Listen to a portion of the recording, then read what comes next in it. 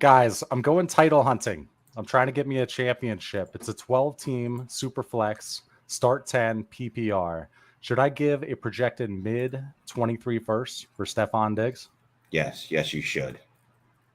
Yes, you should, Clay. I'm thinking it might be as early as the 103, 104. It could be earlier than I think. That's fine. You're going for a title. It's a wide receiver, so these are all the things I'm going to use to talk myself into it. It's a wide receiver. They do last longer than running backs. Obviously, there's been wide receivers that have put up wide receiver 1 seasons at the age of 32. So if everything breaks right, I could have him for 3 years. It's just I need to understand that it's going to be a production bet and not a value bet. So what if the owner wanted a mid 23 first and a 24 first? And you wanted that title, would you give up that much, or is that too much for you?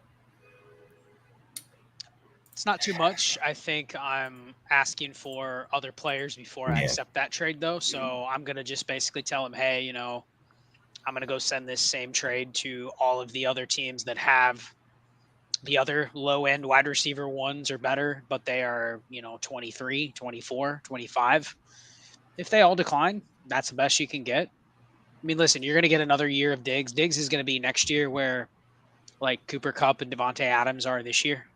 So he's got one more year before he hits that spot to where it's like he's an automatic sell because he doesn't turn 29 until, like, the end of this year. So you got one more year, I think. He's also past his bye, and he's not one of those, like, he's just a wide receiver 1. He's the wide receiver 1. On the best offense. So I think you're truly betting on a sure warp player here than if you're just trading for a random low-end wide receiver 1 that's younger. So, yeah, I think it's a fair price. Look, it's like you said, it's title hunting season. I got a trade sitting out there right now.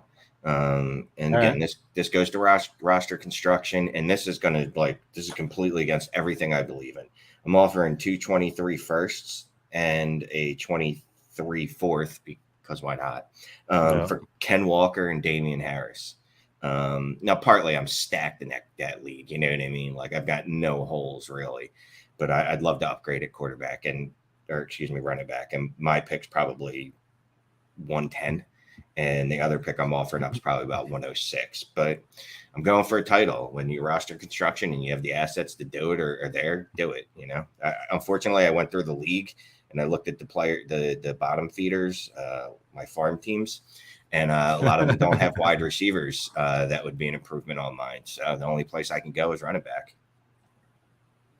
Yeah. So what about, let's say you've got a contending first.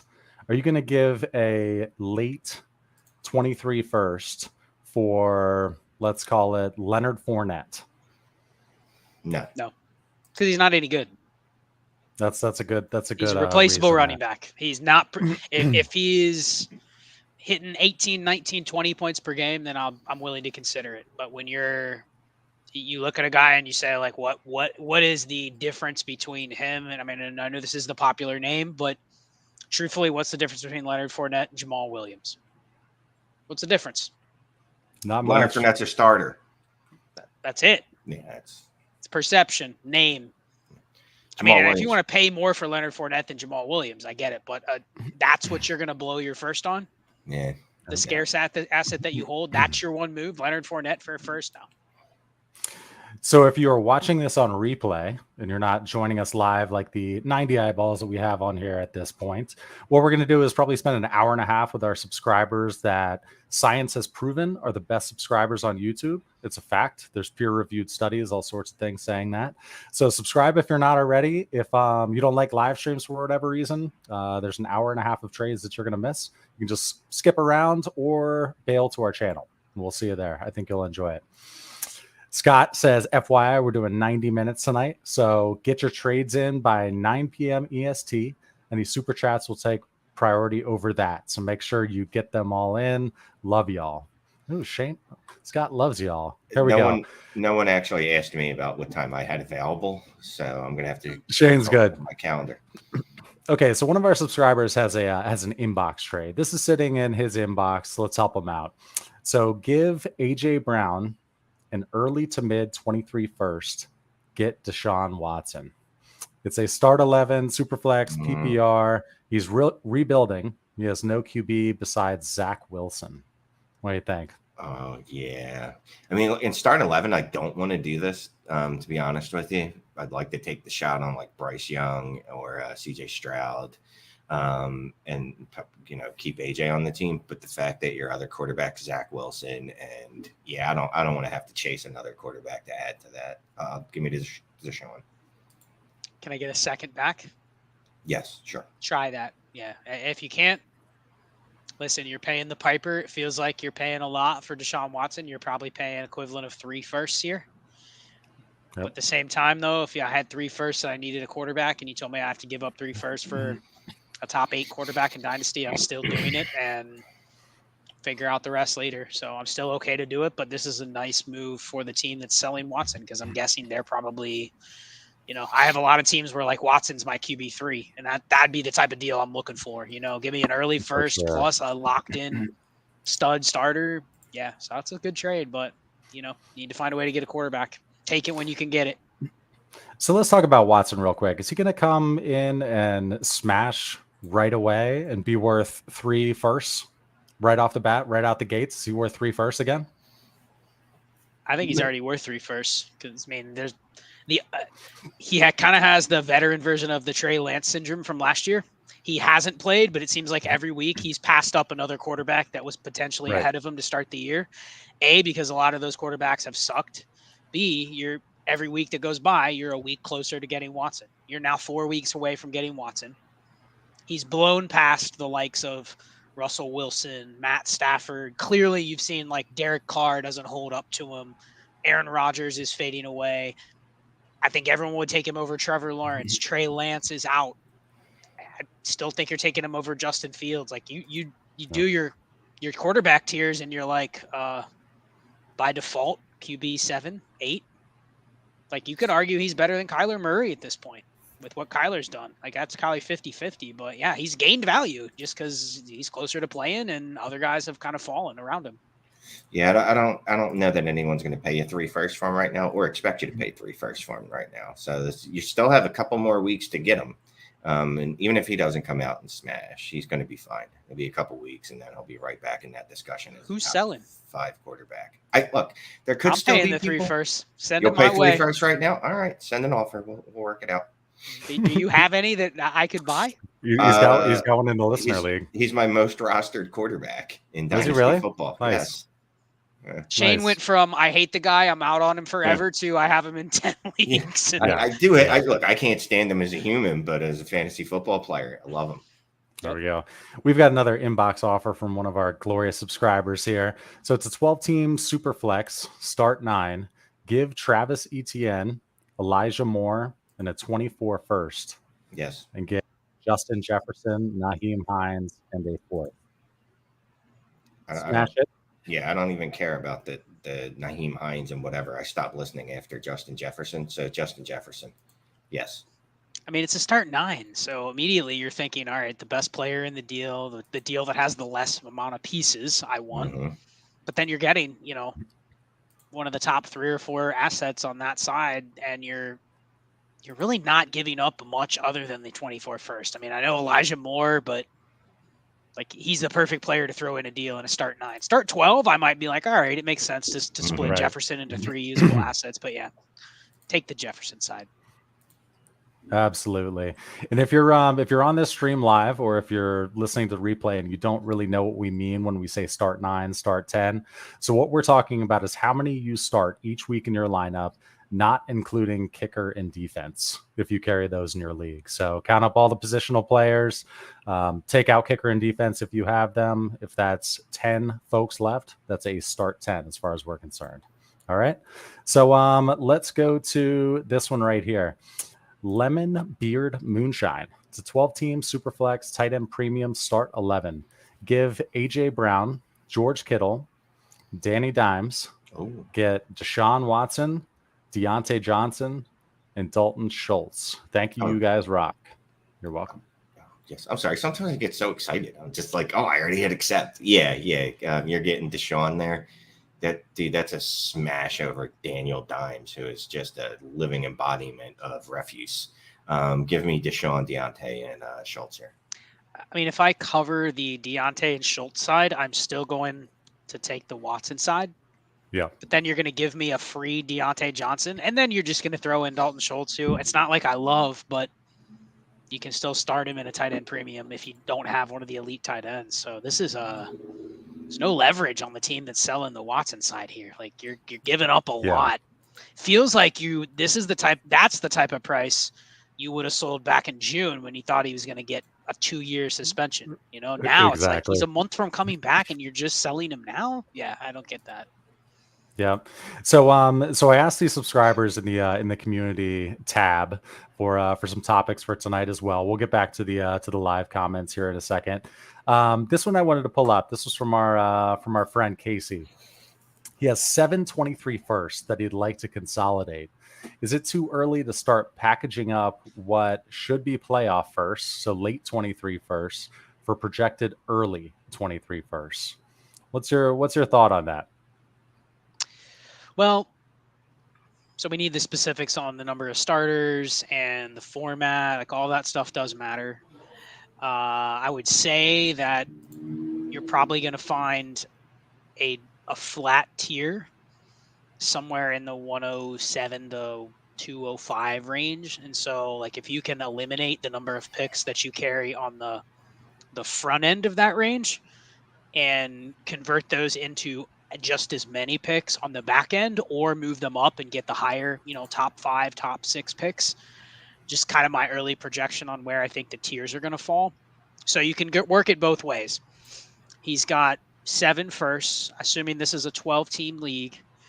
You probably have just random chance. You have 2 or 3 picks at least that are outside of that top 6. Those are the ones where I'm like, okay, if I'm a contender, can I move like the 109 for a tanking team's second and end up with the 202? But I also get like that's the kind of deal where you get like a Jamal Williams or Deontay Foreman thrown in. You're getting spot start points, but you're not losing an asset. You're just trading back and you're banking that, hey, 109, 202, it's going to be a similar tier of players, and I'm just not going to have my choice. But I think you guys would agree. A lot of times having the choice in rookie drafts and flat tiers is overrated because you feel all the pressure to make the pick, right? Like you're the one that has to make the pick. And a lot of times if you get stuck, you can't really trade back on the clock. At least the last couple of classes you couldn't. Once you got out of that like sweet spot range, it was like, there's only 6 receivers in this tier. Who cares, So I think that's one move, but the other move would be, if I can move 2 of those randoms and lock myself into another top 4, top 5 pick, and now I have 4 of the top 5, like you massively control everything at that point. So I like both ways. Yeah. So Shane, let's say it's a 12 team, and I think I have, the 107 and the 110. Okay. And I'm going up to what I think is going to be the 102. Would you trade the 107 and 102 right now? You're guessing 107 and 110 for the 102. Yeah, I do that. I do that No immediately. problem. Yeah, that's a giant tier break. 110, I mean, no one wants to hear this, but dude, we're guessing so bad at 110. Just look at the 110 in some of the drafts this year, right? You could have lucked out and taken George Pickens, or you could have went ahead and taken Sky Moore and James Cook. Like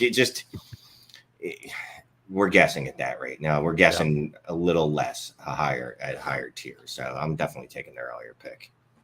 Okay, so is it too early to do this though? Trying to jockey around with 23 firsts before the standings are starting to take shape, and you also don't want the scrubby teams to have it obvious that their team is going to be the 102 or 103. So you're trying to sneak it in there. But timing wise, what do you think? So it's easier to tell who's going to be a really good pick and who's going to be a really bad pick. It's when you're trying to play Nostradamus with those teams that are 3-5, 4-4, right. Even 2-6. They win, is that how math works? Yeah. They win 2 games, all of a sudden they're right back in it. And that pick that you thought was amazing is really not that good. You know what I mean? It's only 12 teams, most of these leagues. So the margin for error there is little more than I'm willing to guess, to be quite frank. I think because he has 7 already, he probably has a little more control over this type of deal than you would in a typical league. If you only have 2 picks, you might only have 1 you even consider moving. He's got 7. Yeah. So I'm guessing he knows which picks he has that are clearly going to be the good ones. And then he probably knows the one or two other teams where he looks and he goes, yeah, that team's the second worst team in the league. They have no hope. That's the team I want to go for their first.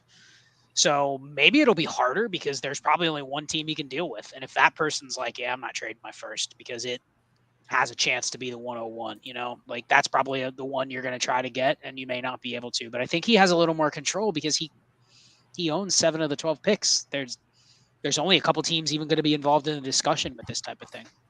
Right. Thank you very much for the super chat, Navy J.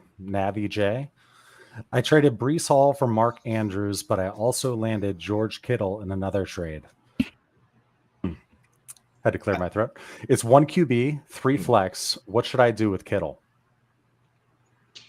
Yeah, it's tough because it doesn't sound like it really is going to matter much to have both of them, and you already have Andrews. I mean, the good thing is you probably can hold Kittle another week, play him in week 10 when Andrews is on a bye, but then also kind of put some feelers out there that he's available. Hopefully he takes advantage of that week where Andrews is on a bye, and then you can sell him. But yeah, Kittle doesn't hold much leverage. He's actually worth probably a lot to you as having him as your, especially with Andrews banged up. Like he might be a little worth more to you now as kind of your insurance / bye week fill in than what you could get on the trade market. Honestly, like if no one's willing to give you a first, even in 24, which I'm guessing they're probably not going to in a 1 QB non-premium league, I think you probably either try to flip him for another skill player or you wait a couple weeks, but kind of put feelers out there that he'll be available. Yeah, that's the thing. He had two really good weeks where he'd be a flex option. Last week he was okay, but only on 5 targets, which is it was the Christian McCaffrey show, but also Debo wasn't playing. So it's kind of you can see that a path where he's not going to see a ton of targets every week, where he might just see 5 targets, even when it's not the Christian McCaffrey touches the ball 40 times a game when Debo's in there too. I'd probably span my league. And see if I can get a high-end wide receiver 2 for him. I don't know that you can. If you can, great. You done good. If you can't, well, then put him back in your pocket. And like Scott said, hope for an eruption week and then try again. That's what I was going to say. What are some wide receiver comps that you try to do straight up for Kittle? What do you think about DJ Moore or George Kittle? I mean, we love DJ Moore, but I think you could also argue with the fact, again, Kittle is pretty valuable insurance at this point. Yep. Assuming that because it's Andrews and he's currently likely going to be out this week injured, then he's on a bye and he's dealt with 2 injuries that probably have cost him games. I know he played in week 8, but he probably shouldn't have played. And then he had another injury. So like you could argue you may hold this insurance again. This is weird timing, but I think you could argue you just kind of hold on to Kittle, put some feelers out there like, hey, willing to flip Kittle for a receiver. I know someone put in the chat, Chris Godwin's a good one. I think Chris Godwin's a great target to go after. DJ Moore, your Deontay Johnson is another one. Like you're getting some insulation with these guys, and those 3 I just named are all damn good players. Their situations may fluctuate year to year, but I think all those guys are good enough to where if you would take one for Kittle regardless of your situation. I'd 100% smash if I can get Godwin for him. Like I was even thinking like Pop Hopkins if you're contending. You know what I mean? Like, and I hate DeAndre Hopkins, but I'm just looking at the scoring. Devonta Smith, but if you can get George Godwin, sure. If you can get Chris Godwin, that's an absolute smash. I'd add to Kittle to get Chris Godwin, to be frank. Yep. I'm gonna stop saying to be frank with this. It's always to be frank, to be honest. Like we're glad you're being honest with us, Shane. All 160 folks in here are glad about that. Okay, let's go to another inbox trade here real quick, and then we're gonna go to another super chat. We've got some of those sitting here. Hurricane Lane inbox trade, 12-team Superflex PPR start 9. Give Kenneth Walker and Rashad Bateman. Get Jamar Chase. Let's start with that, and then we'll go to the rest of his question. Yes. Easy, yes? Yes. I'm disappointed that you're not telling us that you already made this trade. Go get Jamar Chase right now, bro. Yeah, I mean, we haven't really talked Bateman, so we haven't had a stream since the injury, but he kind of is going to go into year 3 being another like Jerry Jeudy type prospect where he's going to still have value, but he's going to be one of those guys that's going to be very attainable next year. So the fact that you're getting him as a throw-in here to get Chase is like, this would be a legit trade if I said Shane, T. Higgins, and Ken Walker for Jamar Chase. You're probably taking the package in that case, right? Yep, I would. I'm looking at this horrible offer. But that's like the peak of, you know, the price that you would ask for. Once you start getting them a little bit below that, then yeah. Yeah. In the second part of his question was, what is talking just raw pick value in a start 9 super flex? What's Justin Herbert worth? Start 9. Three plus first. Yeah. Almost 4. And I don't know. 4. Yeah, and that's what I was going to say. And if you send me 3 first, and Justin Herbert's my quarterback in a start 9, I don't know that I'm doing it. I'm not going to say it. No, I'm probably not doing it. The advantage of the elite quarterbacks is you buy them when they become available. It isn't even about the price. Like, you're not getting a discount, but in a league where someone goes, hey, I'm shopping my Deshaun Watson. Hey, I'm shopping my Justin Herbert.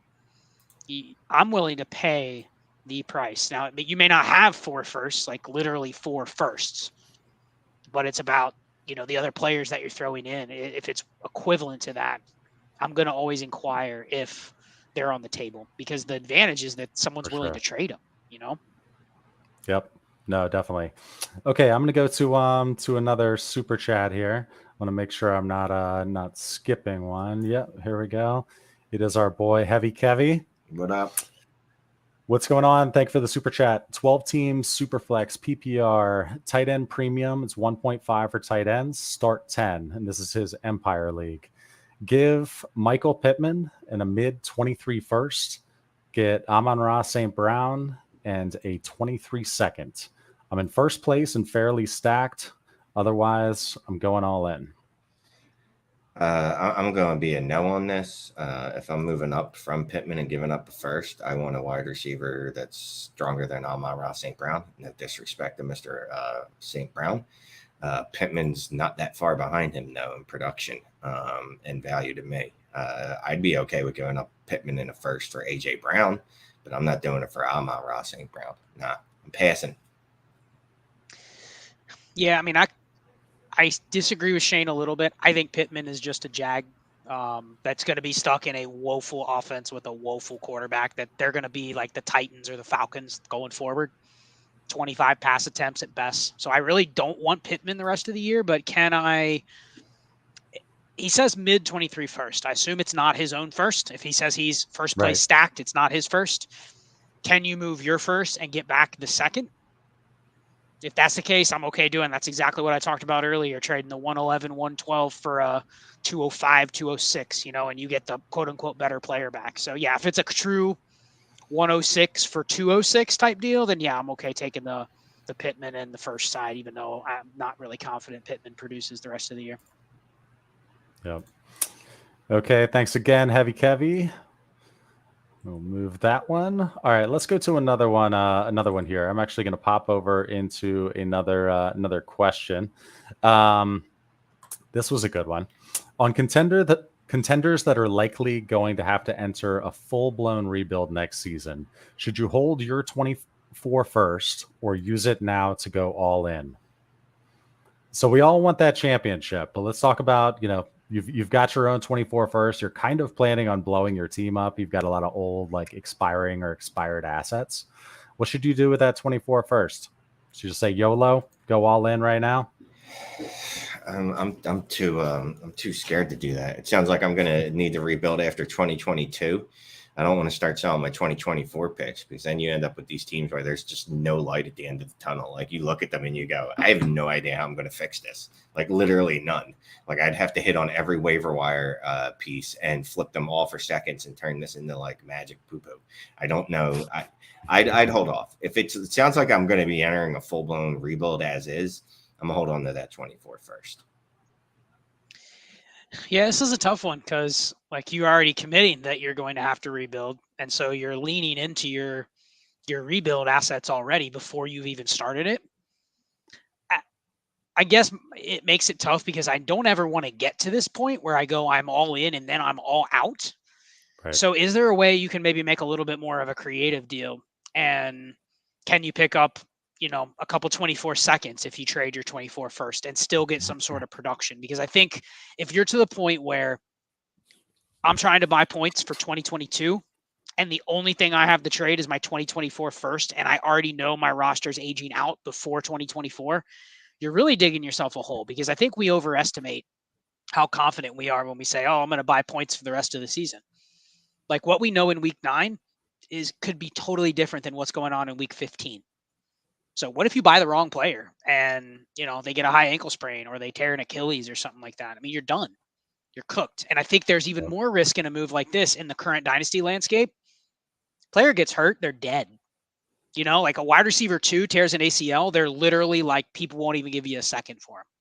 And that's the current dynasty market. Like things are so up and down. Every time you make one of these moves where it's like you give away all your leverage or all your future, bank assets for points, you're taking on a lot of risk. And unless you're in a lot of leagues and you can say, oh, well, that one blew up on me, but I have 39 other leagues over here, I can kind of hedge my bets on, winning at the end of the year.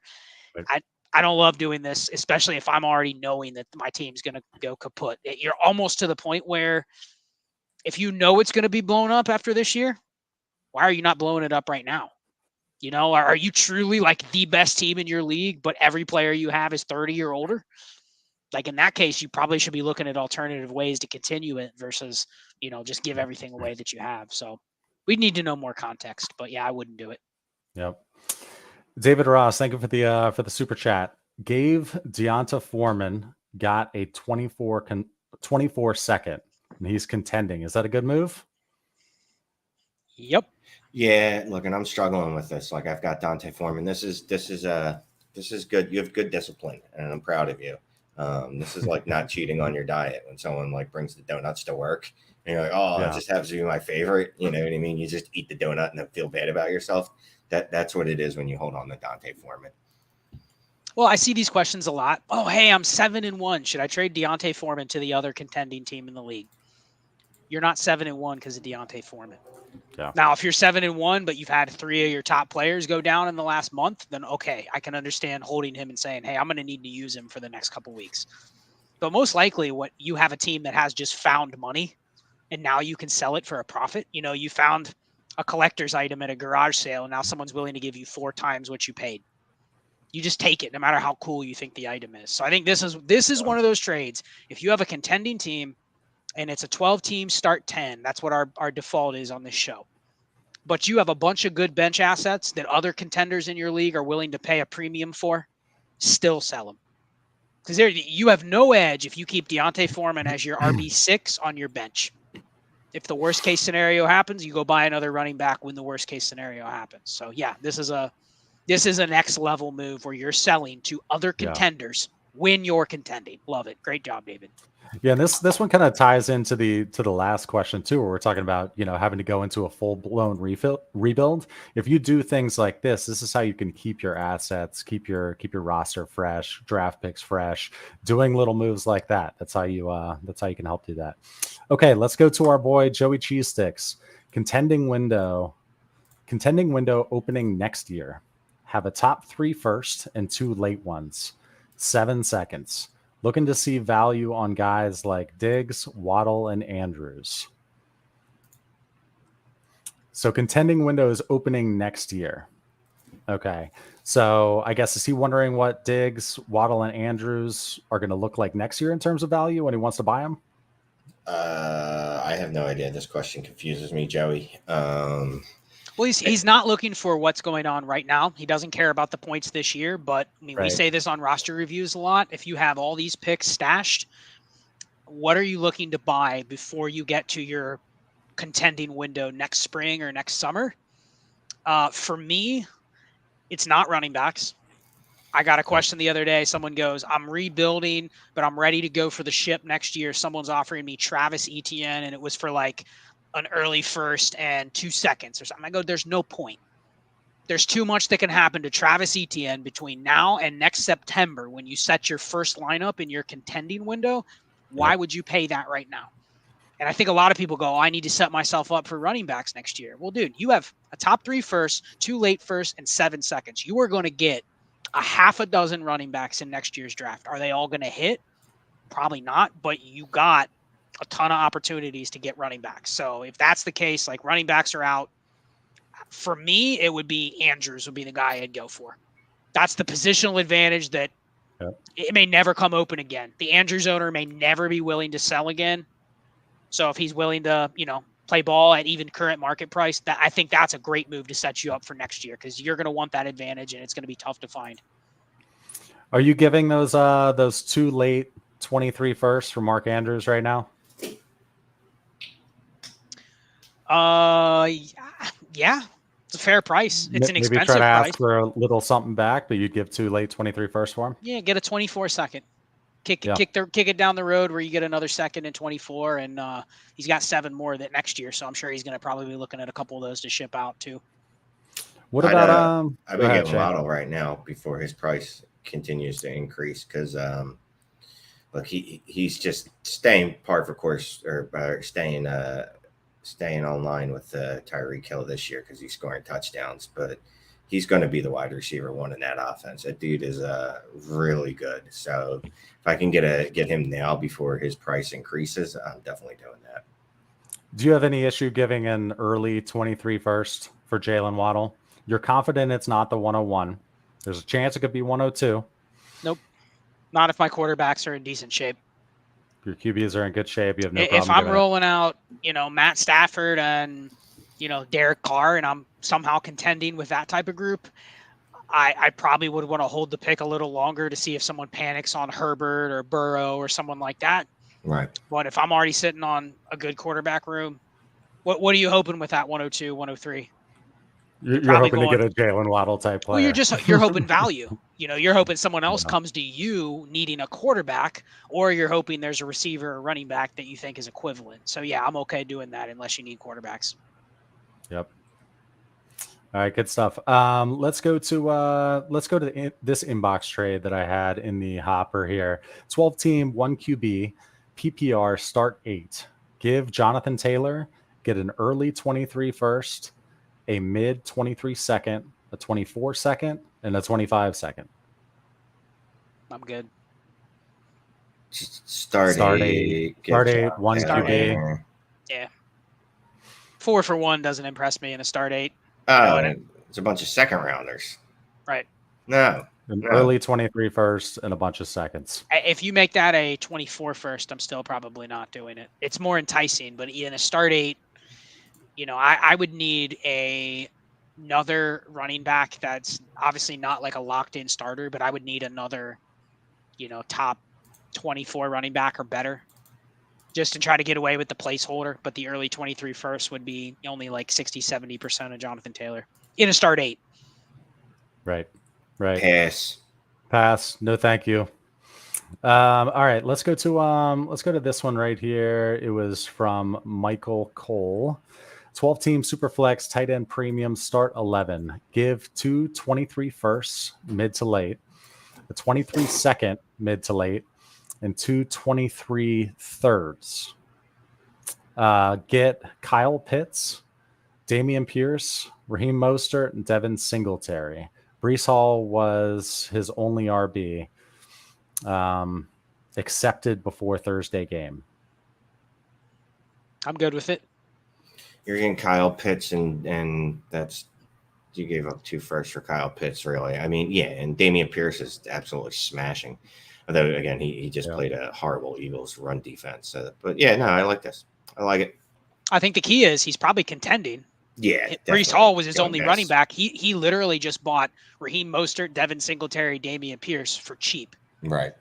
Fill in. I mean, those guys are useful. They don't have dynasty value, but they're useful. So I like the process. This is definitely an all-in move. Hopefully it works out for him. Nice. Good trade there. Michael Cole. Okay, let's go to here.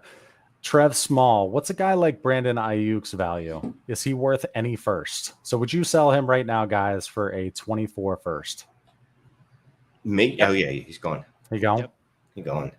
Okay. He's a tweener. He's one of those guys you try to buy. It's not for a second, but you're not getting a first. So it's got to be he's one of those hedge players. Like, can I flip him for a second in Jacoby Myers and try to play the name cachet? Can I flip him for a second and Elijah Moore?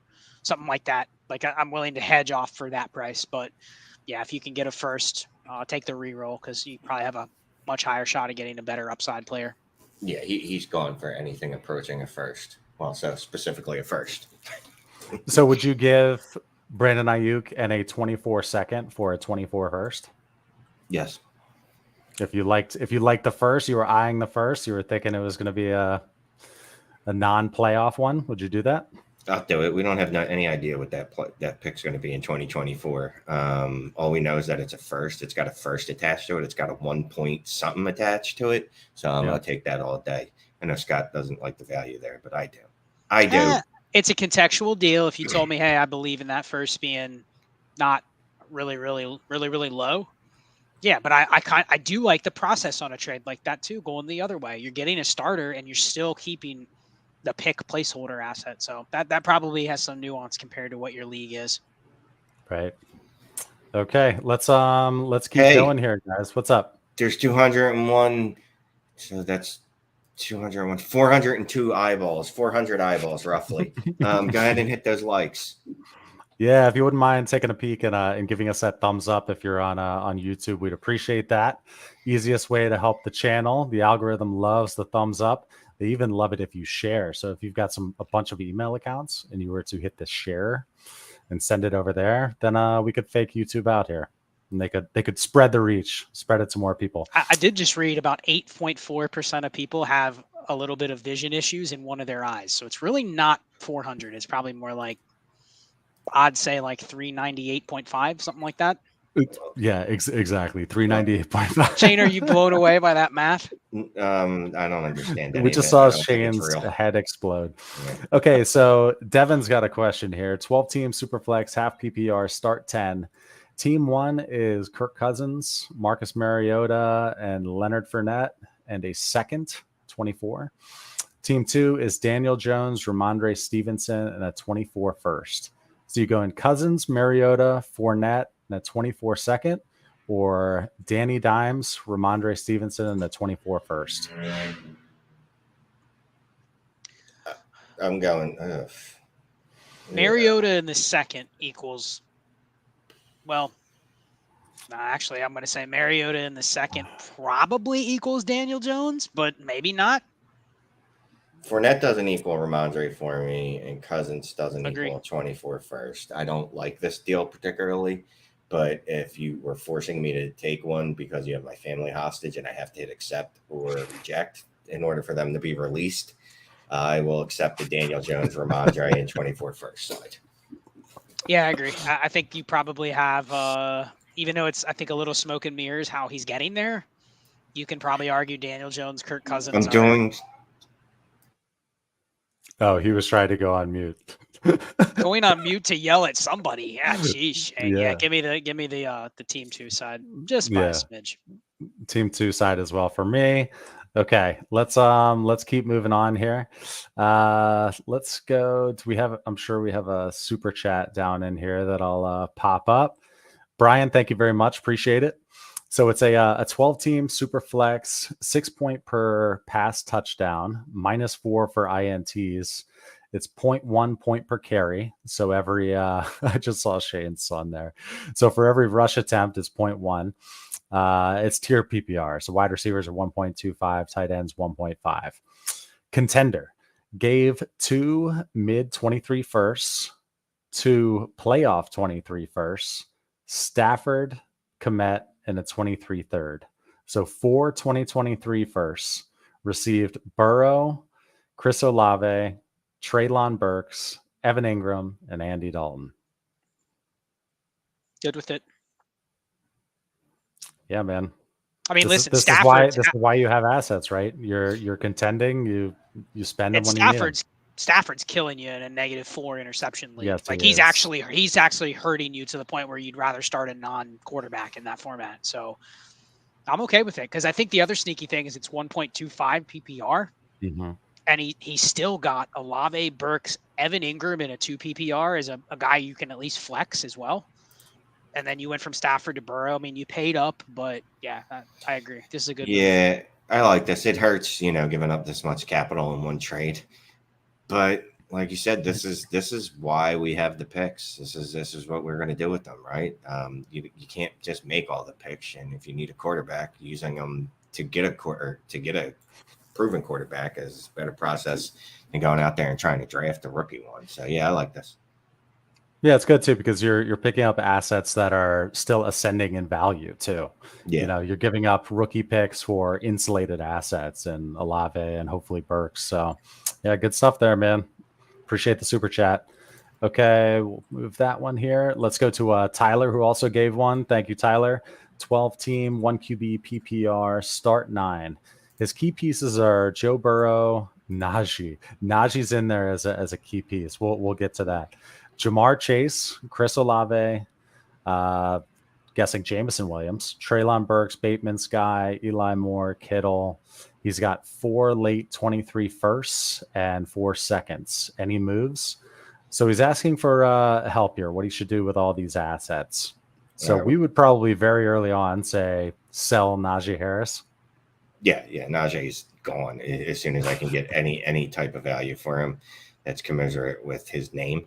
That dude looks bad at football. Jameson Williams. Let's assume it's Jameson Williams. Okay. Jameson Williams, Burks, Bateman, Sky, and Eli Moore are all just trade fodder.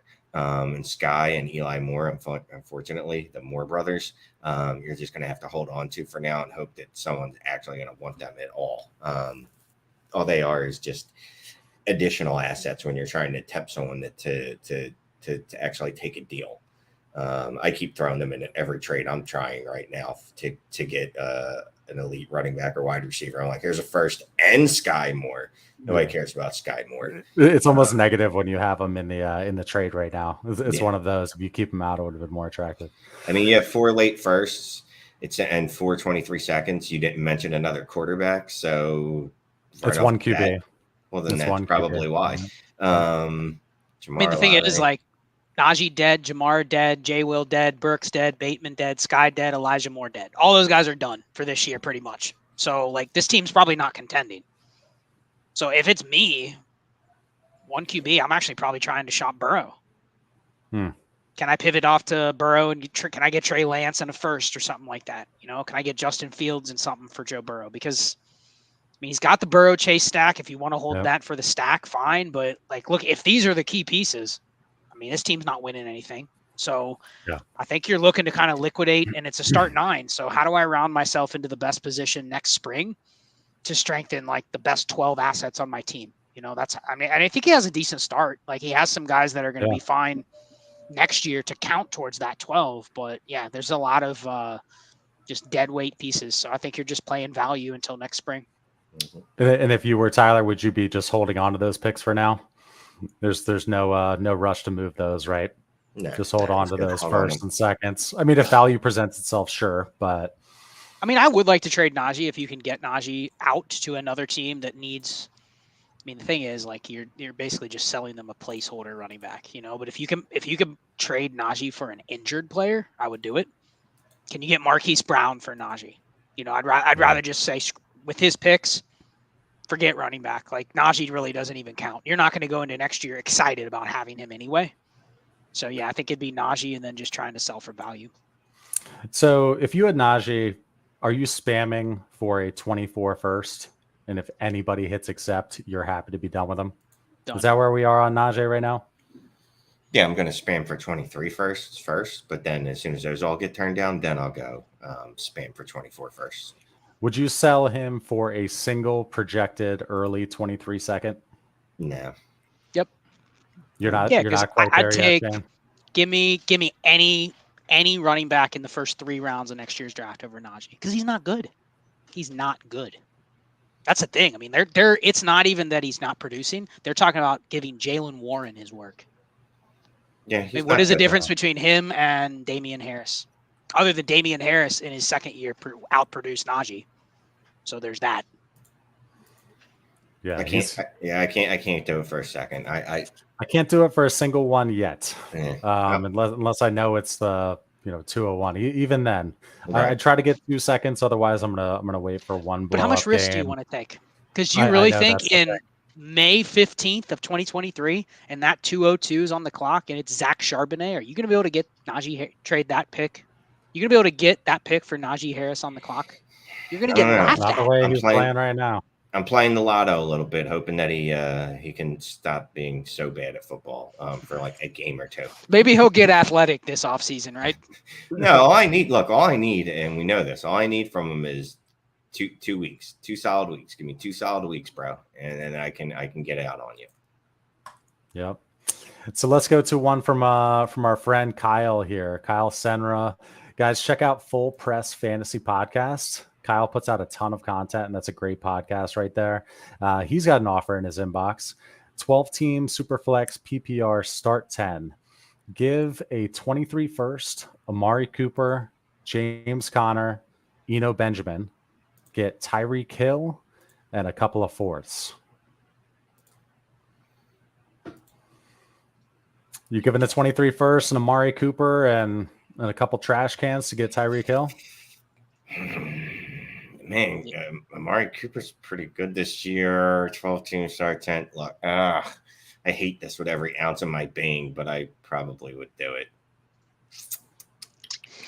Yeah. It's tough. Because the other pieces are, well, it depends on how his roster is built.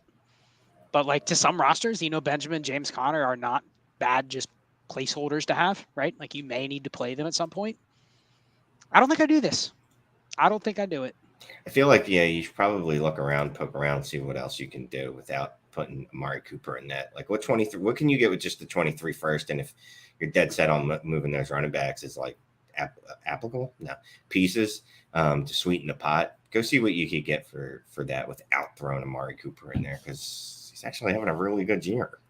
He's having a good year, and his values getting better every day we get closer to Deshaun too, right? As long as Amari is healthy, his value is holding steady. So don't do it, Kyle Senra.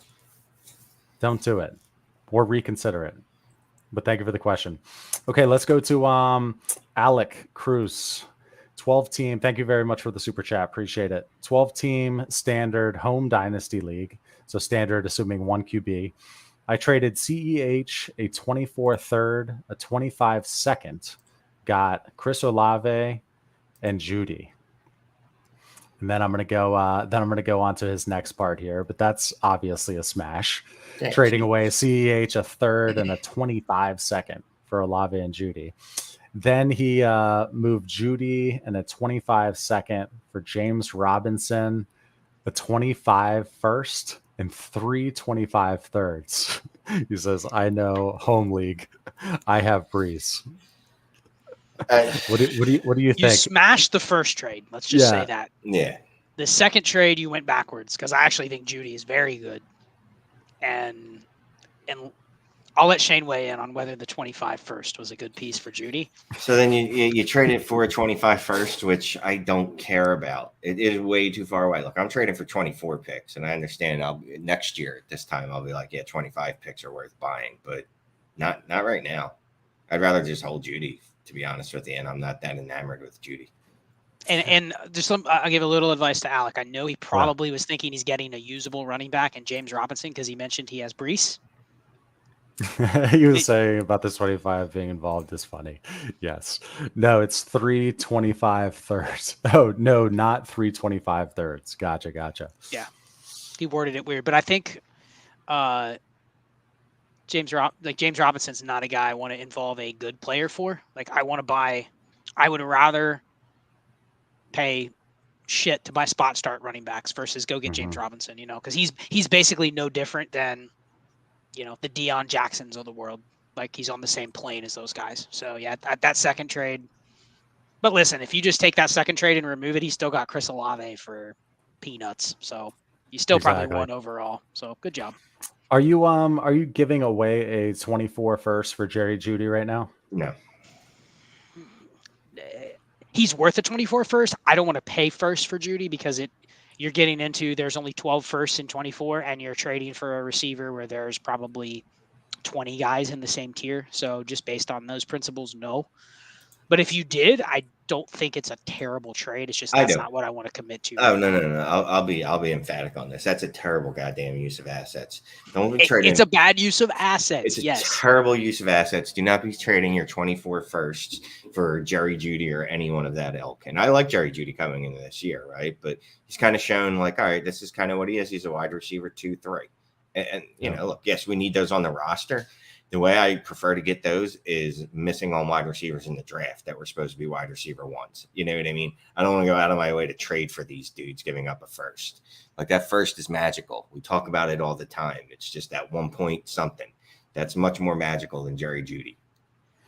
Yeah, and that's another thing too, where you always got to consider your format, because if it's a start 9, you know, is Jerry Jeudy going to be a locked and loaded, you know, starter in that roster? You know, you have to use your first a little bit more wisely. Okay, so here was another question that we got for the show. If you hold assets that the community is currently out on, for example, Swift, Bateman, Elijah Moore, are you better off holding or selling for relative pennies now? So usually I try to prognosticate. Is that the right word? I don't know if that's even Doesn't actually sound word. right. No, probably not. As to what their value could be in a year. And I'm usually pretty good with this. I'm usually good with seeing like where their value could go. Swift, I'd say hold on to, because 3 games. If he can give you 2 games where it looks like he's healthy, and he's getting some run, people will be all in on him again. God damn it. People will be all in on him again. Bateman, if I can get a second, I'm out on him. I mean, we're at the point where he's going into his 3rd year, like Scott said. Generally, receivers that don't hit in their first 2 years aren't going to hit in their 3rd, whatever excuses you come up with for them. Elijah Moore, you're not even going to get anything for. So you're almost forced to hold on to him. I think you have to look at the track of values of this type of asset. Like obviously with Swift, I actually would be okay being out on Swift, because the out price is still going to probably be higher relative to other potential assets that you can buy. Like you can probably get a random first for Swift. People go, "Oh, that's crazy. I'll buy Swift for a first." The receivers, they're in that range where, like Shane, you said the word, and this word drives me crazy. A hit. What's a hit? What's a hit? Top 24 season? Well, I'll tell you, the difference between a top 15 season and a top 30 season is very minimal. Yep. So we're using something in between as a hit.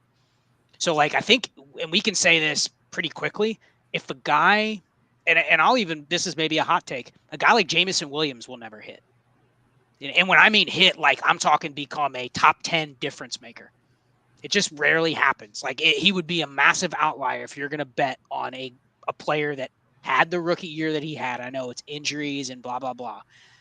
But a guy can come back and, like Rashad Bateman can come back and hit a top 24, 30, 36 season next year. But I think to Shane's point is, what is that? You know, if that's something you can sell for a first, then I would do it. Mm-hmm. But those are also valuable to have, like 7 or 8 of those guys if you can start buying for the seconds, right? So like I'm the opposite with Shane. I'll buy Rashad Bateman for a second all day. He's basically Jerry Jeudy. You buy Jerry Jeudy for a second. Like they're the same guy. So I think like I would buy Bateman for a second.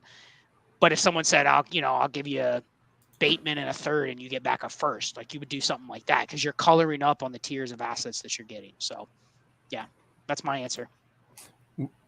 Prognosticate. Yeah, that's what you were trying to. That's what What did I say?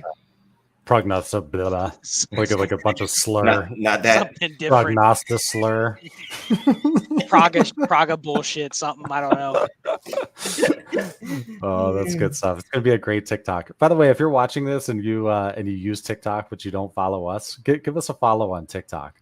You got to see some of the comments in there, man. We'll post something where it's like, yeah, we're out on Swift for any first. They're like, what? You're crazy. Swift is that dude. It's there's like, some trolls. Hey, it's a lot of fun, and like we post a ton of reels on there and we comment a lot with them as well. It's a lot of fun, but there's some funny folks on TikTok, bro.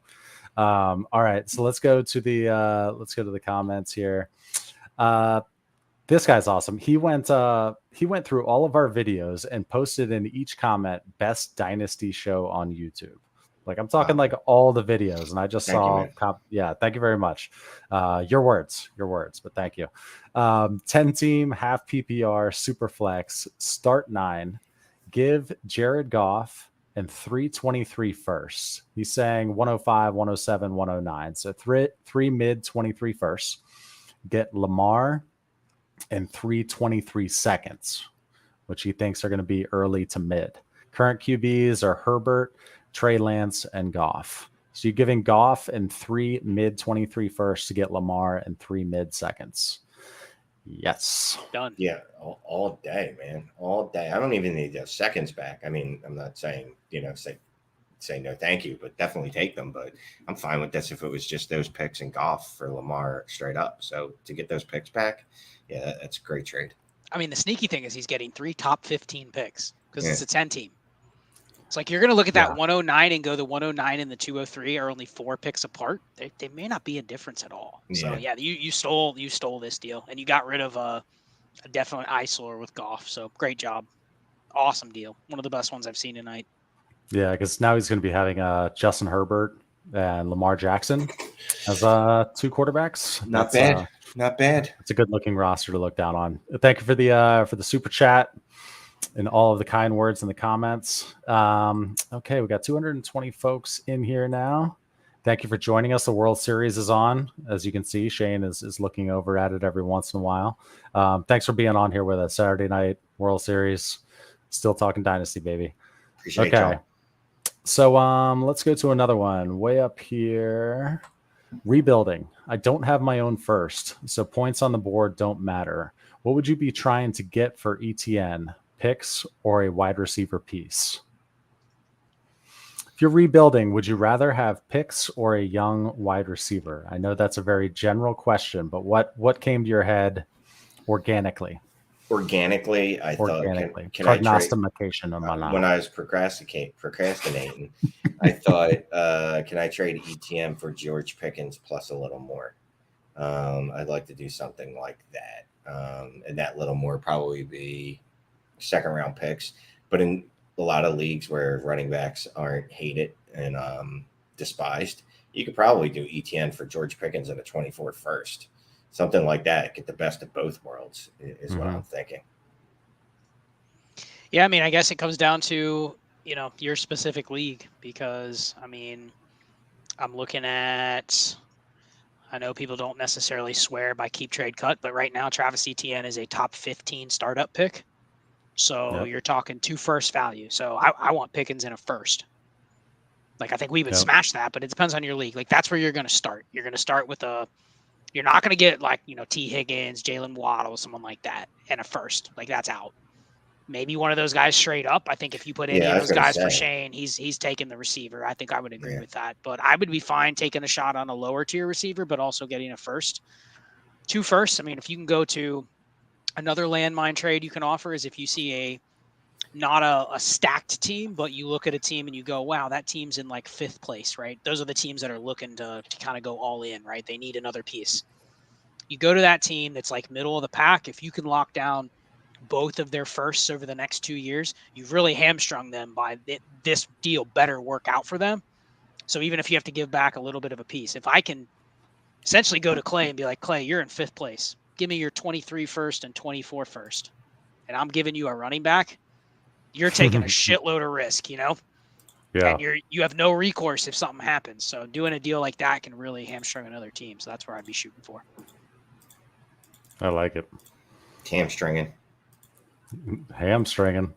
Leverage them hamstrings. Okay.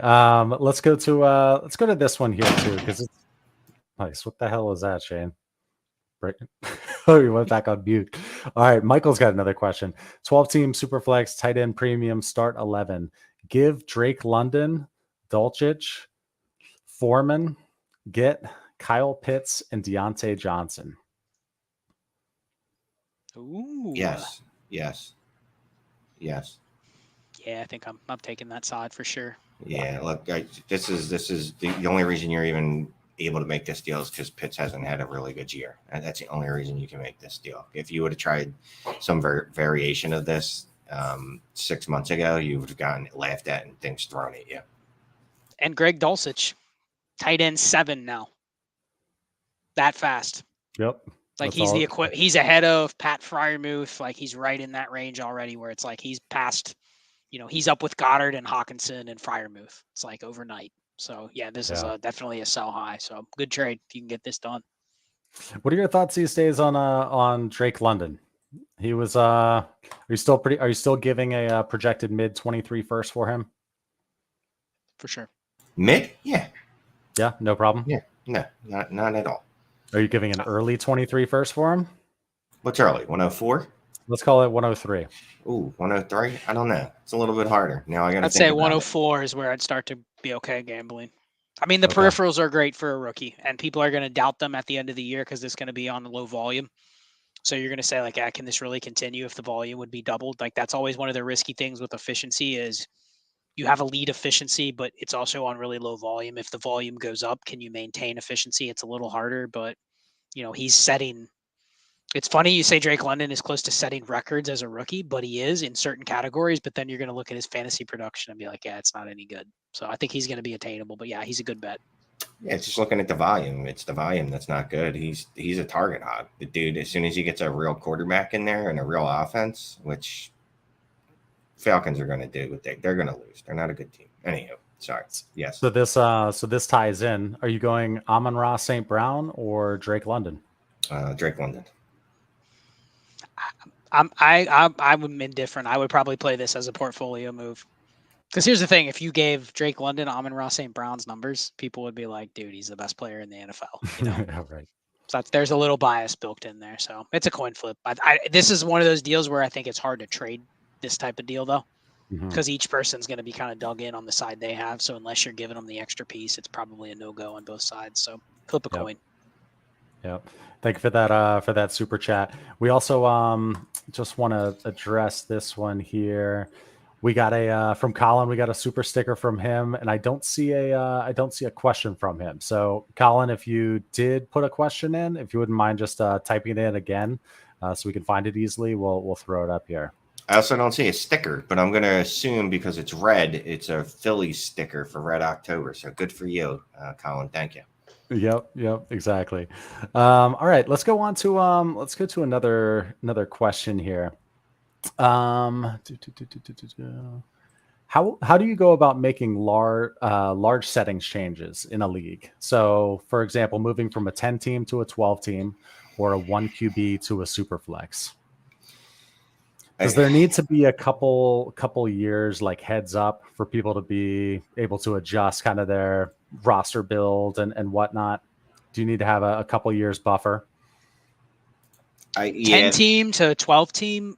No, I think you just have to prepare people that there's going to be some sort of like dispersal or whatever. I actually did the opposite in the league last year. We went from a 14 team to a 12 team. And we kind of decided it on the fly. Like we had 2 teams that left. People wanted to do it. So we took a vote and basically decided to say, let's throw the players into kind of like a dispersal pool. We found out a good way to do the picks, but we contracted really quickly. It wasn't like we needed 4 years in advance to do it. It was like on the spot. So I think you could do the same thing expanding as long as you make people aware, like probably give them maybe a year notice or time notice, because you're probably going to have something where you only can keep a certain number of players or whatever, and then you're going to refill your rosters. I think that's easier to do than, I'll get Shane's thoughts, but I think it's hard to go from a 1 QB to a super flex. So Scott, and I'm just bringing up Nick's point because Scott's actually in a league that did that with me. We're back in the USSR before they started invading other countries. It was a fun title. But anywho, it was a 1 quarterback league, and enough of us were like, this is a god awful. We hate this. Please make this go away. And everybody was like, yeah, you're right. Let's do this. Ooh, private photos. So what we did is similar to what Nick did right here. We gave it 22, 23, 24. So basically 2 seasons plus going the 24 rookie draft, right? So that gives everyone basically 3 rookie drafts to go ahead and get their quarterback situation under control, or basically set up so that everybody's on the same playing field. Even if someone had hoarded quarterbacks in the league, you know what? That gives you more than enough time to make moves. And what was fun about it was the year before we switched, obviously we all knew we were switching, and we're making trades for quarterbacks that look ridiculous in a one quarterback league. Yeah. You know what I mean? Because you're like, did you just give up a first for Kirk Cousins in a one quarterback league? Like, what are you doing? And you're like, hey, plan it for next year. But yeah, no, I definitely that's more than enough time. Me personally, I'm fine with 2 rookie drafts because that's 2 off seasons as well, but I'm impatient. So I understand giving the whole 3 off seasons if you want to. Another thing too is if you're even thinking about doing this, give a heads up to the league that you are thinking about doing it, because you want to make sure people don't trade away their firsts, or that might become an issue if people have already ditched their 24 firsts, maybe even 25 firsts. If you're going from 1 QB to super flex, that makes a difference. So don't let people sling them until they're at least aware. Okay, Tommy Fox gave us a super chat here. Thank you very much. She says, pay for the roster review. Thank you for that shout out. We actually had to hit pause very briefly on roster reviews so we can get caught up. Shane and Scott were in the weeds on them. So yeah, we will be hitting that resume button shortly. But yes, they do crush it. We get a lot of questions about our roster reviews, what they're like. Well, here you go. I disappear. Shane and Scott review your roster with your roster in the middle, and they break it down head to toe. It's a really, really thorough review. They make sure they're really tailoring it to your league settings. So always want to give a shout out there. If you want to request a roster review, email dynastytradesin5@gmail.com, or you can DM us on Twitter @tradesin5. But we will be resuming those shortly. If you're waiting for one from us, we know who you are. It'll be coming soon. Oh, and I just have a question for you. If you do just randomly email me, I don't care that you do, but just tell me, how did you get my email address? There's a lot of people that email me, and I'm like, how did they get my email address? How did they get this? Yeah. They just guessed. But back to your super chat, Tommy. Thank you. Traded Paris Campbell for the 202, Hamler, a 23 second. Okay, let me restart this. Read this correctly. Okay, traded Campbell for the 202. I think he pauses at that point. Yeah, pauses. Then he traded everything else for Hamler, a 23 second, a 24 second for Godwin, Michael Thomas. No, I think he traded Hamler, the 23 second and the 24 second for Godwin. Then he traded Michael Thomas for Chase Claypool. So he won all 3 deals. He still has all his firsts, and he's 7-1. So Tommy Fox, you're the winner tonight. You won all 3 trades. Yeah, why is someone paying the 202 for Paris Campbell? I know. Wolf. I know. You outfoxed them. Yes, you did. You did. Nice job. And apologies for my sloppiness there. We've got the flu ravaging our house right now, so that's going to be my excuse. Sticking to it. Okay, but hey, we're live streaming, baby. It's Dynasty. It's more important. There you go. Oh man, there you go. On the Dynasty Pandemic site, there's a big green button that has your email address under the page.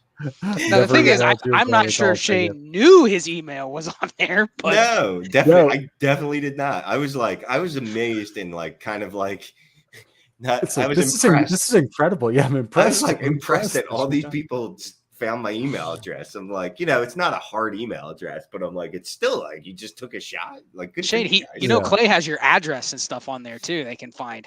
Yeah, your address. Yep, all his social security numbers in there somewhere. You just got to dig around the app enough. So Sean's got an inbox trade. Let's help him out here. It's a 12-team super flex. Trevor Lawrence and a late second for Derek Carr and Michael Pittman. Thoughts?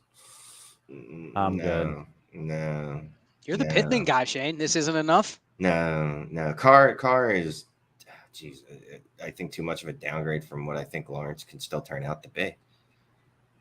Look, look, we're looking at Carr is with all the weapons imaginable, and it's not great. which is weird because he was better when he had less weapons. I don't know why that is, but whatever. Oh, wait, maybe it's Josh McDaniels, but that's a whole other subject for another day. But no, this isn't enough for me to move on. He is what he is. So, yeah, I agree. I'm not – this is not what I want if I'm trading away Lawrence. Agree. Would you pay, let's call it a projected early 23 first for Trevor Lawrence right now, the super flex? If you needed a quarterback, I'm not going to say don't, because you're probably looking at that pick saying, what's the best quarterback that I can get? And how many times do we say on the roster reviews, if you have a team where you have all these firsts, but your quarterbacks suck, we're almost always going, okay, where are some deals where I can maybe get a quarterback before I have to? Because the other thing is, if you have like 5 firsts, you also don't want to have to draft 3 quarterbacks to try to hit on one Trevor Lawrence and one Justin Fields, and maybe you end up with one Kenny Pickett or Mac Jones, and then you end up with one Sam Darnold, So, like, if I have no quarterbacks, I don't want to be wasting all my picks, because I'm confident if I draft 4 quarterbacks that are all first-round picks, I'm going to be okay. But I know I'm also probably wasting 1 or 2 of those picks, if not more. So I'd rather look at to try to trade. So, yeah, I'm okay with it. Go try to get Justin Fields. I'd rather try to get Justin Fields for an early first. So you would pay an early 23 first for Justin Fields? I'm back in, baby. You guys tried to talk me off of him, but I'm back in. Yeah. What if he has another good week this week? Do you think going to be all in on him? Do you think he'll be 2 first plus? No. In Superflex if he has another good week? No. Nope.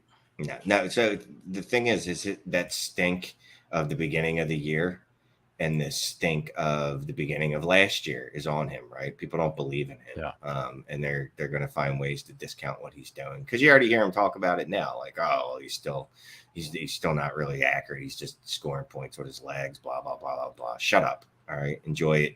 I'm taking him. I'm going to send out some offers right now for him. There you go.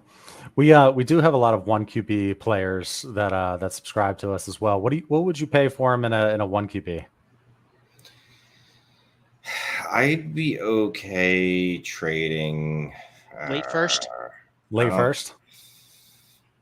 I'd probably try to give up a couple seconds before first, but he's getting to the point where, because I can't get Jalen Hurts for that, right? So I got to go get the next cheapest version of that, the guy that I think is on that trajectory. I use that word, right? So yeah. I think we're to the point, and we don't play in 1 quarterback, but if you kind of just look at what other people are saying out there about it, you're to the point where it's like 2 or 3 first to get like a Josh Allen in a 1 QB, because the positional advantage is that high. Like, nobody is trading you Jalen Hurts for, a random first, because they're looking at the positional advantage, especially if it's, we see a lot of 1 QB leagues that are 1 QB start 9. If you're beating the league average by 12 points per game at quarterback, why are you going to sell that for a random first so that you can start Derek Carr? Like, people are starting to value that positional advantage more than they ever did before. So I think that's a big takeaway. I'm going to take credit for that, because that's been my thing for the last 3 years. We'll give you the credit. Okay. Joshua's got a question. Give Godwin for Hollywood straight up. Currently in 11th place, trying to get the 101.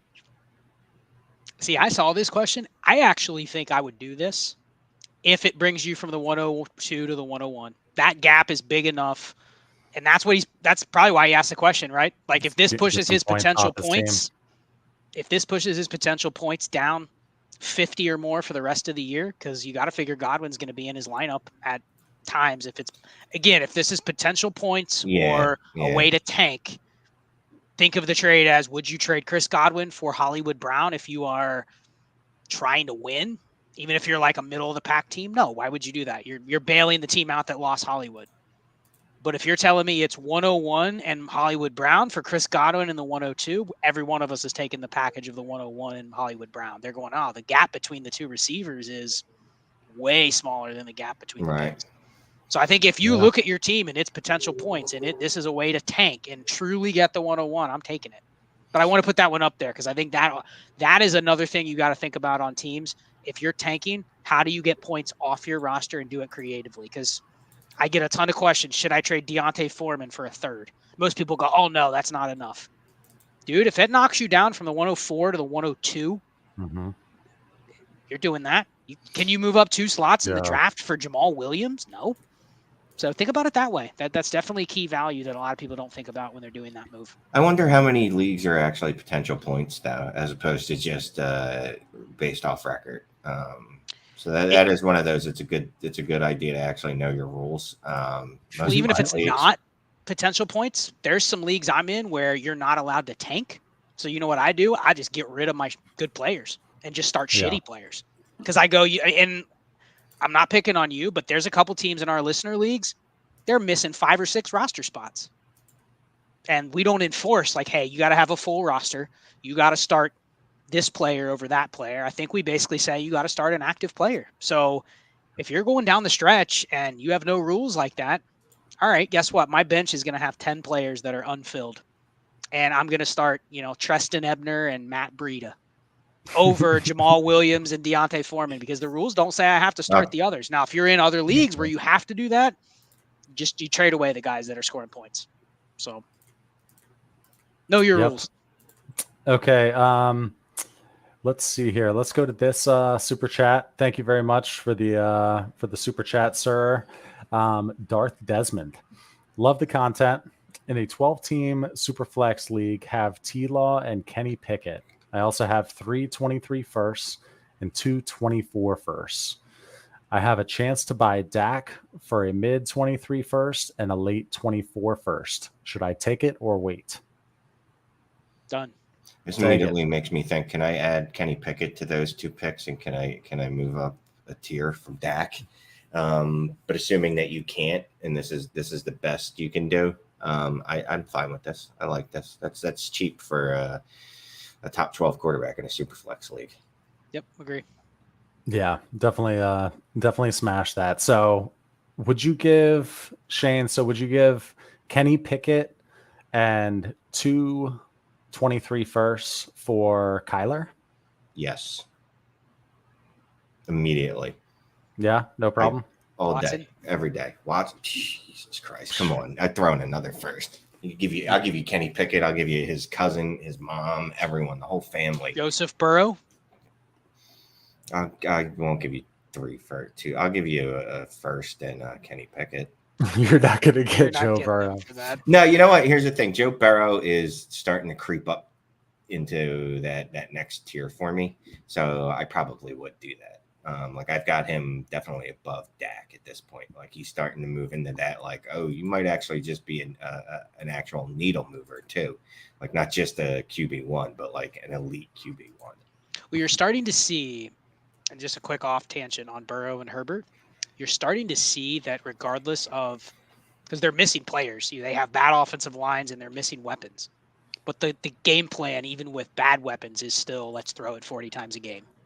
Like they're getting that permission to play that way. So you're never fearing that it's like, oh, they're just not going to have any volume. You know what I mean? So I think you can trust that there's going to be like the floor for those guys is going to be like the average to bad Matt Ryan seasons where they throw it 600 plus times, which they're going to score fantasy points if they do that. So yeah, I'm confident in buying those if you can, because we don't know if Pickett ever gets to that level.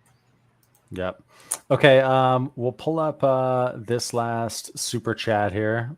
We'll call it quits on super chat for the night, guys, if you don't mind. Thank you very much. Jason, Ken Walker or D Jackson? Full point. It's a sit start, I'm guessing. So yeah. It's just play Deion Jackson. Let's play Ken Walker. He's got a better matchup. I mean, Deion Jackson's great, but yeah, we're not going that far. Yeah, no, I'm starting Deion Jackson if like my choices are like Deion Jackson or Antonio Gibson, but I can't sit Ken Walker for Deion Jackson, and Deion Jackson could smash, but I can't do that. Yep. Yeah, I would struggle to have the stones to do that, because you would be sweating it. You would be freaking sweating it. Thank you very much. Appreciate that, man. All right, let's go to how much time we got left? Cutting it off here in 12 minutes. Yes, sir. It's rapid fire, Shane, or rapid fire, Clay. There we go. All right. This is great. It's got the F word in it. Garrett sold Jefferson for Jonathan Taylor in the preseason, and after watching your videos, I said F word that and got him back but paid up Rashad White. No regrets. Look, there's nothing wrong with making a mistake. There's something wrong if you can correct that mistake and don't do it just because you have to pay a little more. Rashad White is just a little more. So good for you. I was gonna say, like, sometimes, you regret that that girl that you broke up with, and you just have to go back and apologize. So that's what he did here. Paid the price. I don't regret none of that. Never go back to a woman you broke up with, although I am seeing someone that I saw in the summer already again. Anywho, but what I didn't mean to go down that road because we'll spend the next 5 minutes Shane dating tales. No, I did this. I did this thing last year where I traded away Jamar Chase, and I forget what running back I got. It was like a high-level running back, right? And I immediately regretted it. So eventually I was able to get him back. I had to give up 222 first, I believe, to do it. But whatever. I saw my mistake quickly and was like, all right, I need to fix this. Sometimes you just got to put your tail between your legs. Just go back and be like, all right, you got me. You got free stuff here. Jeffrey Jacobs had to make a move to shore up my roster. 12-team Superflex, PPR, 1.5 tight end premium, start 10. I own Swift and needed wide receiver help. Gave Brian Robinson, Keontae Ingram, the 23, 111, or 112. Got Mike Evans, Jamal Williams, and a mid-23 second. So gave B-Rob, Ingram, and a late 23 first. Got Mike Evans, Jamal Williams, and a mid-23 second. Go with it? Yeah. Yep, You picked up a lot of points there. You got the better running back in the deal, and you basically got 2 more assets for a 111 or 112. So good job. Yep. Good trade, sir. Okay, here's another one. Let's try to go quickly here. 10-team Superflex, half PPR, rebuilding. Looking to move Diggs while value is still high. Already tried to get Olave or Wilson and a pick. What about Diggs for Jahan Dotson and a 23 first, or Diggs for Treylon Burks and a 23 first? So let's split those up. Would you trade Stephon Diggs for Jahan Dotson and let's call it a mid-23 first? No. I'd do the Burks deal. Half PPR, 10-team, whatever first you think is better, I'd prioritize that, but I'd prefer the Burks trade. But, I mean, that's probably going to be the best you're going to get. Oh, Philly scored a run, as you can see by Shane being completely distracted. Yeah, I don't know if Dotson's ever going to play football again. I assume he is, but even when he's probably going to play NFL football. All right, so he'll probably play football again. But even when he was scoring really well this year, it was heavily touchdown reliant. You're correct, Dave. Thank you, Toronto Dave. You're awesome. But it was heavily touchdown reliant, and I know Treylon Burks just showed nothing really. So it's all just conjecture. I use that word correct. But I'd do the Treylon Burks in the first, well before I would do Jahan Dotson in the first. What are some vet RBs you're okay spending a 24 first on? Would you spend a 24 first on Alvin Kamara right now if you were trying to get you a title? Nope. Oh, Alvin Kamara, 24 first. It's title hunting season, man. No, it's title hunting season. I'd rather have Derrick Henry. Well, yeah, but I mean, that's the question. What vet running backs would you be willing to pay? Alvin Derrick Kamara, Henry, Austin Eckler, Saquon Barkley, Christian McCaffrey. Yeah. I put it this way: I'd rather add to get a couple of those guys, excluding Derrick Henry, than I would go 24 first for Joe Mixon. I'm not paying a 24 first for Dalvin Cook. I'm not paying a 24 first for. I think there's an argument that those guys are a tier below, and you don't need to go there until you've shopped the guys that are a tier ahead of them. So you're not paying a 24 first for Joe Mixon, straight up? No. I would. I'm not paying a 24 first for running backs thus far this year that have been replaceable assets. You're replaceable asset. Okay. I'm looking for I would rather buy Aaron Jones, and I still don't want to pay a 24 first for him. That's probably the line. Yeah. But Cook, Mixon, Aaron Jones, those guys are in the 15 points per game range. That's replaceable. Yeah, but here's the thing. Right around the replacement value. So, but I'm looking at the peripherals for Mixon. Ton of goal line work, ton of targets. He scored touchdowns in consecutive weeks. It's the dam's going to burst for him. And then I want to get ahead of that. And 24 first isn't like I don't want to throw them around like nickels. I throw them around like manholes, man covers, cover holes, whatever. But I would do it if I'm in a title shot. Yep. Okay, next one. Diggs or AJ Dillon, a 23 first and a 23 third. Diggs. Yeah, AJ Dillon's pretty useless at this point. That doesn't really do much for me. He's suffering from something we call Najee Harris syndrome. Najee Harrison. He has a real bad case of it. Yeah, he's got a bad case of it. Yeah. Okay, Tyler's got a question. In a Superflex league where the number 1 overall is based on points for weeks 15 through 17 collectively, need RBs as I'm starting Isaiah Pacheco and James Cook. Who is a good budget buy for this and will have value next year as well? Who's a good budget buy for weeks 15 and 17 points for settings? So I'm assuming this is like the playoffs or like a 3-week most points wins is how I read this. Well, it's the number 1 overall is based on. So I'm thinking the champion wins if they score the most points in the 3 weeks. There is no head to head. So he needs basically running backs, right? Is how I'm reading this. Yes. I mean, there's so much context that could go in this. Like we would always ask, is there a trade deadline? You know, because the guys I want to buy that have some value next year, unless it's the veterans we just talked about. So about like Miles Sanders, he's decent price. Yeah, I think Miles Sanders is probably pretty low priced. Antonio Gibson, actually, now that J.D. McKissick has decided that he doesn't want to play football anymore, and they're using Antonio Gibson in the pass catching role. I like Antonio Gibson cheap. If you want to go cheap and hope that things get better, maybe David Montgomery. I'm not feeling real great about him. By the same token, can you get Khalil Herbert cheap? No, probably not. Okay. Not now. All right. I'm sorry. I think cheap is also what's available in week 13 or 14. Mm-hmm. If you're going down like a tier below, like the Montgomery and Khalil Herbert range. But other than that, it's probably the names we already talked about. I mean, guys like Kenyon Drake. I know Dobbins is supposed to come back at some point, but I don't know if he's going to be any good. I'm going to guess he's not. Yep. Win now 10 team PPR 7-1. Have Swift, Barkley, and JT. Thinking of trying to pivot from Swift. His injuries scare me. Who should I target?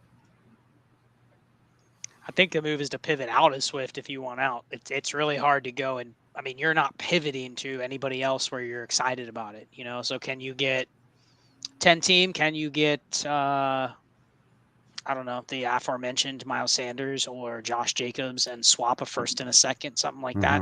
You know, like if you can get a first and another usable running back, I'm fine throwing another piece back. But I don't think you're not pivoting to like Travis Etienne or Ken Walker or Christian McCaffrey. Like you're getting no traction if you try to do a deal like that. So maybe you try McCaffrey. Maybe you try Eckler. I bet you might be able to entice one of those teams that has those guys because of age. But I think a lot of dynasty players will see through that. You know, they're not trading their Eckler or McCaffrey for Swift. You just mentioned an old person earlier, DeAndre. Nope, that's who we're trading. Oh, we got one more super chat in here. Derrick Henry. Trade DeAndre Swift for Derrick Henry and a little extra. What little extra would it take? Like a second? Literally, yeah, that's it.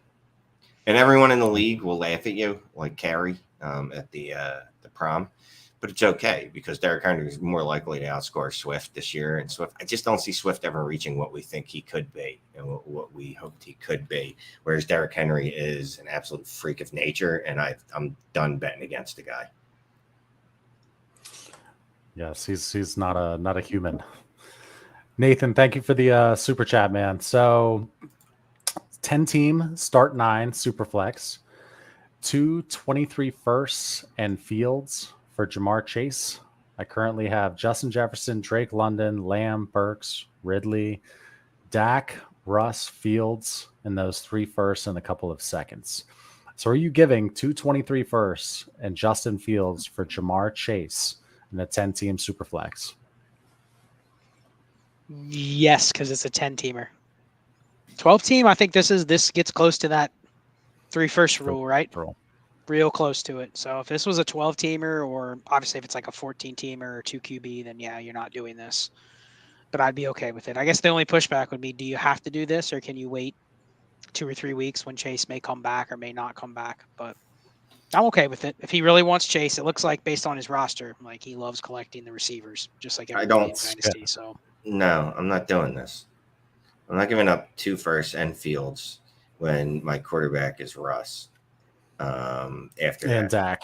And Dak. I'm not going to do it. Can you get back a second in a 10-teamer that gives you another piece to add and maybe move around in the draft? Like he has a really good shot with that 3rd first to draft another one. He just may need to move up a slot or 2. You want Jamar Chase that bad? I'll give Burks and 223 first. I'll give London. This guy probably needs a quarterback though. That's why Fields is in the mix. Obviously, we'd like to take Fields out. Yeah, maybe Russ and those 2 firsts for Chase. Or how about Calvin Ridley, Shane? Throw Calvin Ridley instead of one of those firsts. Then you're doing it. Yeah. Calvin Ridley. Oh man, there's gonna be a lot of Calvin Ridley questions in our future. Thank you for that super chat, Nathan. We'll pull that one down. All right, we've got we're gonna do 2 more. All right. So here's one. Do you waiver from the process for distressed assets in leagues that heavily favor RB?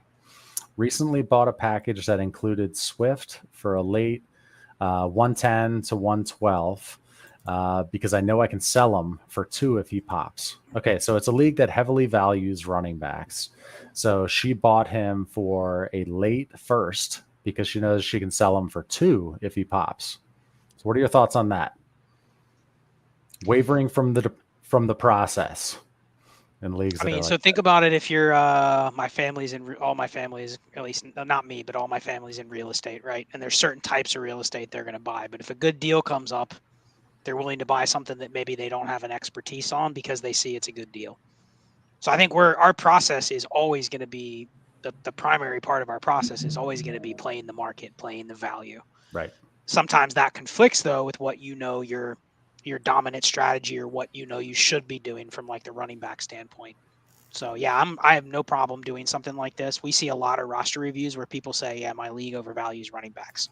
We're not going to probably sell running backs in that league the same as Shane and I would be like in a listener league where everybody's going, I don't want a running back, so you do have to play your league first and foremost. Yeah, we buy a distressed asset, specifically a running back in our leagues, and he's going to stay distressed. And he's going to need 2 years of solid production before he regains his value, and then no one will want him because he's old. But in a league where that doesn't happen, definitely it's a good move. Yep. Okay, and the last one we are going to let's see. I'm gonna pick this selectively here. Hey, let me give a quick shout out to Steve Anderson Jr.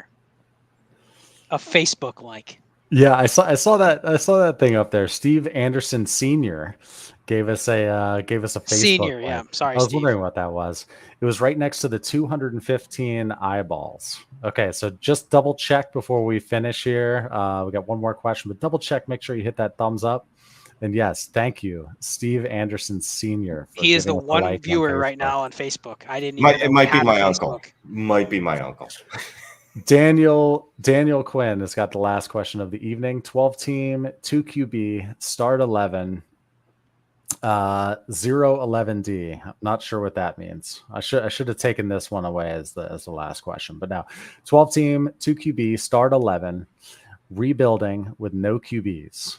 Give Josh Jacobs, Jameson Williams, Jimmy G, and a late 23 first. Get Deshaun Watson.